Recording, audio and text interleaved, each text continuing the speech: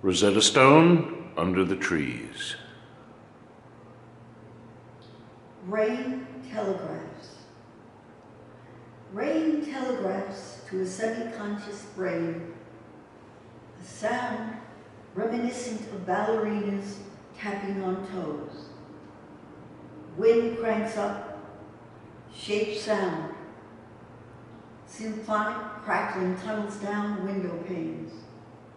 Rain douches streets, dislodging detritus from curbs, while wiping sooty grime from windshields. Parched gardens quenched, then swamped in a tidal wave. No need to peek through the blinds. A skyscraper limned in foreboding gray and black permeates my eyelids. Rain staccato, hammering, fades as hypnos descends.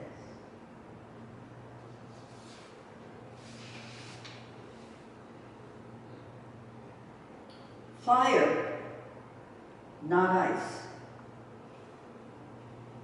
Consider 17 parched African nations. Telescope bloated children with fire in the belly. Consider polar bears adrift, not floating on ice. Bemoan frantic seals without a place to rear pups. Pity the survivors of Paradise's inferno, lives scorched and upended. Ask Fox News about the fire-breathing dragons ablaze in orange and yellow on the plains of Trumplandia. Consider 123 degrees on subcontinent India. Smell shriveling human flesh as dragons encircle the planet, mocking and scorning Gaia. Titans of the Anthropocene age decree fire, not ice. Consider.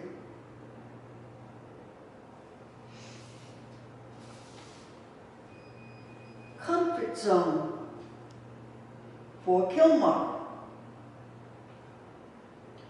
Internalizing stillness, inhaling invigorating air by the flank of the gray old lady suspended above the little red lighthouse. Eagerly, her legs keep pace with his. A slight hint of origin in his voice resonates like the river's tongue caressing the shore. Anecdotes, in a rush of words, spark a chorus of laughter. A frieze of sculptural forms spanning the river's edge arrests our attention. Rocks and rubble in anthropomorphic shapes emerge, seducing the eye. Forked limbs, like a sky-reaching appendage, gesture imploringly, declaring the ineffable. Inhaling hushed thoughts, our pace slackens. Acknowledging that rambling has whet our appetites, we scan the heights, spotting a three-tier climb to the harsher world. Offering the crux of his arm, together we surmount boundaries, defining distance.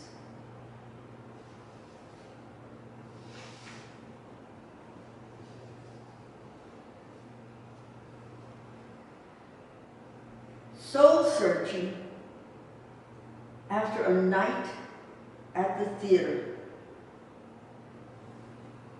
There it was, Kara Walker Live. Black and white couples tangled in the slave master knot. Dildo and whip, asserting dominance, peeling back the cloak of secrecy. Interracial couples, stalked by a nightmare of legacy, startling an audience's collective consciousness.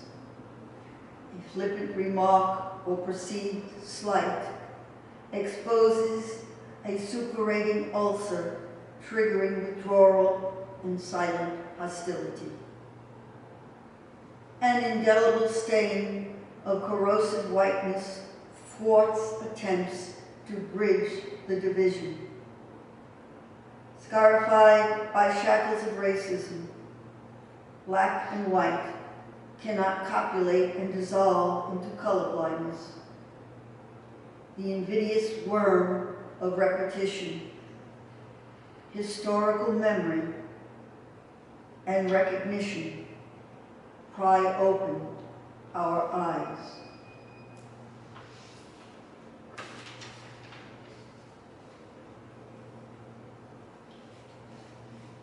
Sessions. The crane, squatting on the corner of C Street, entices thirsty, weary, fun-loving rovers. A wall plastered with pics of musicians and vocalists counterpoints a long, stressed bar. Robust bartender eyes slight female figure. Green spot single pot Irish whiskey for sure. Silent into surround booth. Man sitting nearby unravels swaddling, revealing 2 ivory-hued pipes. Props one on each leg with glee and intent. Leans over and hands me one.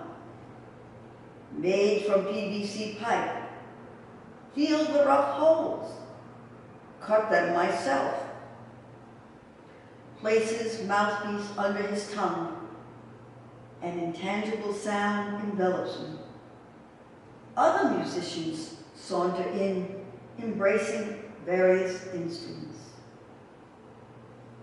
No program, no advertising, no cell phones, only timelessness and Apollo in the pub on the corner of C Street. Thank you.